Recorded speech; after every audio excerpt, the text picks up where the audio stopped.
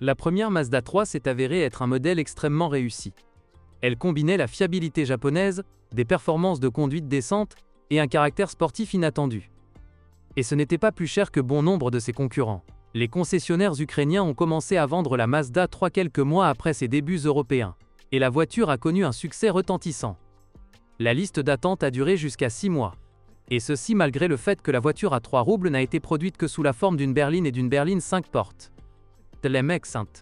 Initialement, la Mazda 3 était équipée de moteurs à essence de 1,4, 80 chevaux, 1,6, 105 chevaux, et 2,0 litres, 150 chevaux, ainsi que d'un turbodiesel de 2 litres, 110 litres. La boîte de vitesses de base est une manuelle à 5 vitesses, et la automatique à 4 vitesses n'est combinée qu'avec le moteur de 1,6 litres. En plus de bonne qualité de consommation, la Treshka était bien équipée. Déjà dans la version initiale de base, elle pouvait se vanter de l'ABS, de 6 airbags, de rétroviseurs et vitres avant électriques, de la climatisation et d'une radio. La version Touring disposait en outre de systèmes anti-patinage et anti-patinage, de jantes en alliage et de vitres arrière électriques. La version Sport était complétée par un ordinateur de bord, une climatisation, des phares anti-brouillard et xénon avec lave-glace, ainsi que des jantes en alliage de 17 pouces. Le moteur de base est de conception simple, mais fiable. Le 4 de 2 litres est équipé d'un système de calage variable des soupapes et d'une pédale d'accélérateur électronique.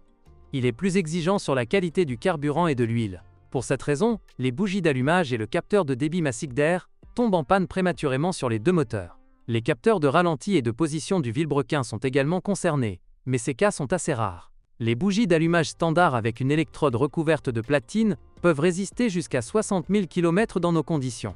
Cependant, le fabricant autorise l'utilisation de bougies conventionnelles, mais leur durée de vie est environ 2 fois moins longue. Sur les premières voitures équipées d'une transmission manuelle à 5 vitesses, les synchroniseurs de 3e et 4e vitesse sont tombés en panne. En 2005 à 2006, la structure a été renforcée, mais si les vitesses d'une voiture d'occasion sont activées avec effort, négocié. La transmission automatique Active-Matic s'est également avérée moins fiable, ce qui pourrait nécessiter des réparations entre 80 000 et 100 000 km en raison d'un défaut congénital. Sur les véhicules sous garantie, la panne a été réparée gratuitement, mais dans tous les cas, la transmission automatique 3 roubles est à risque, et son diagnostic est obligatoire. Dans la suspension Mazda 3, les amortisseurs devront peut-être être remplacés après 60 000 km. Dans le même temps, il vaut la peine de changer les roulements du moyeu avant, qui sont sensibles aux charges de choc, et commencent déjà à bourdonner à ce kilométrage. Les rotules durent un peu plus longtemps. Dans la suspension arrière, les jambes de force stabilisatrices et les bras de commande inférieurs cèdent rapidement. La crémaillère de direction s'use après 150 000 km. Pendant ce temps, les pourboires sont changés 2 fois.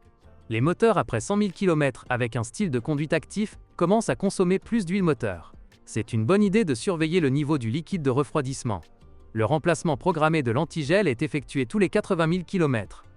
Au bout de 3 ou 4 ans, les réservoirs des radiateurs fuient et sont remplacés dans leur ensemble. Les synchroniseurs de la transmission manuelle des premières voitures n'ont pas tenu le coup. Sur les transmissions automatiques à 4 vitesses, des problèmes sont survenus avec le pack d'embrayage. Si le défaut n'a pas été réparé sous garantie, le prochain propriétaire peut dépenser de l'argent en réparation. Une inspection à l'arrivée lors de l'achat d'une machine est donc nécessaire. Suspension avant à jambes de force McPherson. Parmi ces points faibles, seuls les amortisseurs et les roulements de roues peuvent être identifiés. Dans la suspension arrière, les bras inférieurs et les jambes de force stabilisatrices devront être mis à jour tous les 60 000 km. Les plaquettes de frein durent jusqu'à 40 000 km et les disques nécessitent 2 changements de plaquettes. La carrosserie est durable, cependant, sur certains exemplaires, les passages de roues arrière rouillent au bout de 2 ou 3 ans à cause des réactifs. Vous pouvez prolonger leur durée de vie en appliquant un revêtement anti-corrosion et en installant des doublures d'ailes, ce qui améliorera également l'isolation phonique. Tous les propriétaires ne sont pas satisfaits du revêtement standard. L'équipement électrique est assez fiable. Parfois, des dysfonctionnements de la climatisation sont dus à des problèmes dans son unité de commande. Les feux de croisement et les feux de plaque d'immatriculation grillent. Bonjour les amis. Vous cherchez une voiture d'occasion? Vous devez prêter attention au site web carm.pro. Carm.pro est grand catalogue de voitures, moteurs, boîtes de vitesse. Et le meilleur, c'est que vous pouvez trouver des informations sur les pannes de n'importe quelle pièce. Complètement gratuit. Allez sur le site web carm.pro et découvrez tous les éventuels points faibles des voitures d'occasion.